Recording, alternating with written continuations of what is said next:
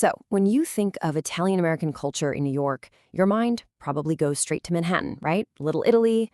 But if you travel about 400 miles upstate, all the way to the Canadian border, you'll find another city with this incredibly rich, vibrant Italian soul, Buffalo. And today, we're going to dive into this community's story through a huge milestone they're celebrating. And at the heart of it all is Danielle Salasavage. She's kind of our guide for this. For her, this isn't just some big community party. It is deeply, deeply personal. It's a direct line to her own family's history. So what exactly is this big milestone? It is the Big 5-0. 50 years. I mean, think about that. That number represents a half-century of tradition, of celebration, and just pure community pride. We're talking about the 50th anniversary of the Buffalo Italian Heritage Festival. And here's what makes this so personal for Danielle. This festival wasn't just some random event. Her own grandfather co-founded it 50 years ago. And his mission, which is still the festival's mission today, was pretty straightforward but also really powerful: to preserve their amazing Italian culture and share it with everybody. And for a 50th birthday, you have to go all out, right? So they're expanding everything: more food, more vendors, plus amazing entertainment like Buffalo's very own Frankie Cinta. But it's the traditions that are just wow. You've got the Allegro Italian dancers bringing folk traditions to life, a charity bocce tournament, and even traditional grape stomping. Throw in a classic Sicilian puppet show and cooking demos with Chef Marco Sciortino, and you've got a full-on feast for all the senses. But really, this is so much more than just a festival. It's like a bridge connecting the past to the future.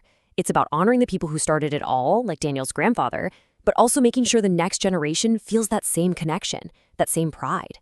It's all about passing that torch. Okay, but what happens when the festival's over? How does that torch stay lit for the other 361 days of the year? Well, that's where this next part comes in. The institution that is the community's year-round cultural heartbeat. This is the Centro Culturale Italiano di Buffalo. You can think of it as the community's living room, their year-round hub.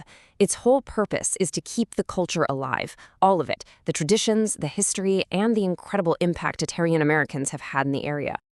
And they are busy. I mean, they're always hosting something. Language classes, cooking demos, film nights. They keep these cherished traditions going, like the annual St. Joseph Table, which is this huge celebration of faith and giving back. And they're always reaching out with programs for schools and even resources for people trying to trace their Italian roots. It's just a really welcoming place for everyone. Of course, trying to keep heritage alive in the 21st century, while it's not always simple, it means having some complex conversations and facing challenges that maybe the older generations never really had to think about. And one of the biggest conversations today centers on this very tough question. How do you honor a historical figure when their legacy is complicated and debated? In Buffalo, just like everywhere else in the country, the story of Christopher Columbus is a really big topic. So if you look at the national discussion, Columbus is often seen as a symbol of conquest. But for many in Buffalo's Italian-American community, his image has come to represent something totally different. For their ancestors, who faced a ton of prejudice, celebrating a famous historical figure who was also Italian became this powerful symbol of their own fight for acceptance in America, a symbol of their resilience and their contributions. So what the community does is they focus on creating unity and education through their own traditions. They have the Italian Heritage Day Parade, a big gala that honors community leaders, a special mass at Buffalo's oldest Italian church, and a wreath-laying ceremony. For them, these events are all about celebrating their own story of perseverance and what they continue to bring to the region. But, the challenges aren't just these internal debates. Sometimes they actually come from the homeland itself.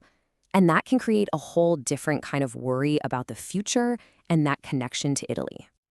And you can really feel the community's disappointment about a recent change to Italy's citizenship law. It's now much harder for descendants to claim citizenship. And there's a real fear, as you can see in this quote, that it risks severing ties. It feels like it could weaken a cultural bond that has been a source of immense pride for generations. And that fear of losing a connection, it just makes it even more important to understand how deep these roots actually go. To really get why these bonds are protected so fiercely, we have to go back, way back to the beginning. So picture this. It starts in the late 19th century.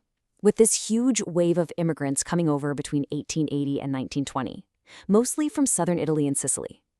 They came here looking for opportunity, and they built these incredibly strong, tight-knit communities from absolutely nothing. Their legacy is literally woven into the fabric of Buffalo, and that foundation of faith, family, and tradition is what the community is still taking care of today. So you've got this proud past and a pretty complex present. What does the future look like? How is the community in Buffalo planning to keep that cultural torch burning bright for the next 50 years? Well, looking ahead, it's all about strengthening those ties back to Italy. There's a big push to promote authentic, made-in-Italy products, which is a great way to build both an economic and a cultural bridge.